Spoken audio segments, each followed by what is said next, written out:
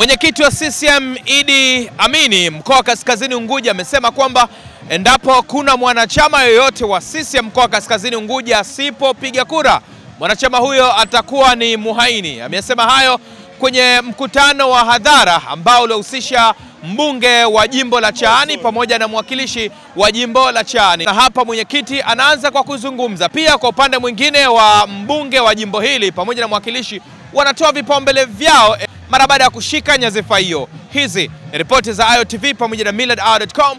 Mimi naitwa Satizday. Hakuna mtu wa Ayubu hapa. Hakuna mtu wa Nadiri hapa. Hakuna mtu wa Usonge hapa. Hawa watu wote ni wa CCM. Kuacha mwana CCM kupiga kura ni kosa la jinai. Mwana CCM yoyote tarehe 29 ukawa hukwenda kupiga kura kwa sababu ya mambo yako, tutakuhesabu wewe msaliti. Na usifikiri tutakuhesabu hiyo imeisha, kwa sababu sisi CCM wanachama wetu wote wanajulikana kwenye ubalozi wetu. Kila balozi ana orodha ya wana CCM. Kila balozi ana orodha ya wakazi wote kwenye shina lake. Wana CCM wangapi na walokwasi wana CCM wangapi. Na moja ya kazi tulompa balozi, hivi sasa ahakikishe tarehe 29 watu walioweko kwenye ubalozi wake wote wamekwenda kupiga kura. Tarehe 29 hakuna dharura ya kwenda kupiga kura, hakuna. Dharura ni moja tu, uwe umekufa. Lakini mgonjwa, sijui huwezi kwenda, umejifungua, umelazwa Kivunge, umelazwa Lumumba, umelazwa Mnazi Mmoja, tutakuja kuchukua ukapige kura.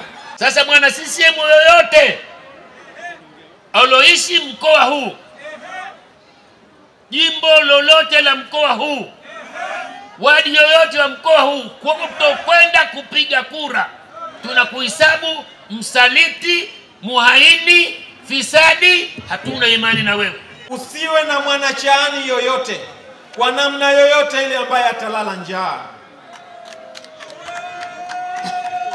Tunalenga kutekeleza mkakati huo kwa njia tofauti.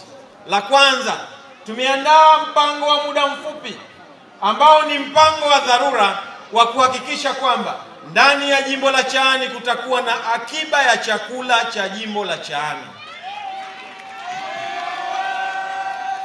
Lakini jambo la pili, tumesema tutahakikisha kwamba kati ya kaya tulizoziainisha, ambayo ni kaya maskini karibu 585, walau katika kipindi chetu cha miaka mitano, tuhakikishe kwamba kila kaya ya jimbo la Chaani iwe na mtu mmoja mwenye kazi.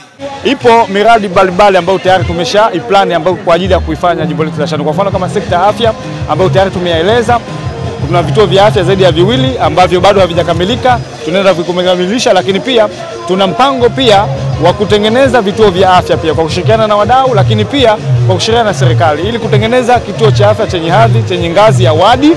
So, tuna wadi 2, zote hizo 2 tunataka tuwe na vituo vya afya. Lakini pia kwenye sekta ya kielimu nayo pia tumejipanga ili kuhakikisha kabisa kama mzazi anachangia chochote kwa ajili ya mtoto wake, hususan mtoto ambaye alikuwa mtahiniwa. Lengo letu ni kumsaidia mzazi ili asitoe hata senti moja, ili mtoto aweze kusoma katika mazingira mazuri, lakini sisi kama viongozi tuweze kuwa support kwenye masuala ya chakula pamoja na gharama ndogo ndogo.